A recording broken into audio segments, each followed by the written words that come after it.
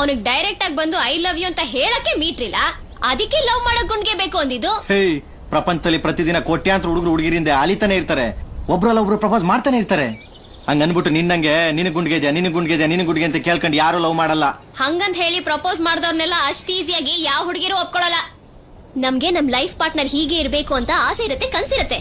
ಓಹೋ, ಹಂಗಾದ್ರೆ ಪರಪ್ನಗರದಲ್ಲಿ ಸುಮಾರು ಜನ ಹಳೆ ಪಂಟ್ರಗಳೆಲ್ಲ ಅವ್ರೆ, ಅವ್ರಿಗೆಲ್ಲ ಗುಂಡ್ಗೆ ಐತೆ, ಎಲ್ರು ಫೀಲ್ಡ್ ಅಲ್ಲಿ ಅವ್ರೆ, ಡೈಲಿ ಮಚ್ಚಿಡ್ಕ ಹೊಡೆದಾಡ್ತಾರೆ. ಇವರೆಲ್ಲ ಗುಂಡ್ಗೆ ಇರೋರೆ ಮನೆ ಮುಂದೆ ಬಂದು ನಿಂತ್ಕೊಂಡು ಬಾ ಲವ್ ಮಾಡು ಅಂತಾರೆ. ಮಾಡ್ತೀಯಾ?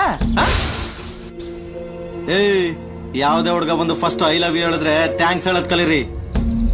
ಯಾಕಂದ್ರೆ ಒಬ್ರಿಗೊಬ್ರು ಎಷ್ಟೇ ಪರಿಚಯ ಇದ್ರು 10 ರೂಪಾಯಿ ಕೊಡೋಕು ಹಿಂದೆ ಮುಂದೆ ನೋಡೋ ಈ ಕಾಲದಲ್ಲಿ ನಿಮ್ ಕುಲ ಗೋತ್ರ ಜಾತಕ ಏನು ಗೊತ್ತಿಲ್ಲದೆ ಮನ್ಸ ಕೊಟ್ಟಿರ್ತಾರ ನೋಡು, ಅದಕ್ಕೆ ಥ್ಯಾಂಕ್ಸ್ ಹೇಳಿ ಅನ್ನೋದು. ಪ್ರೀತಿ ಅಂದ್ರೆ ಗುಂಡ್ಗೆ ಅಲ್ಲ,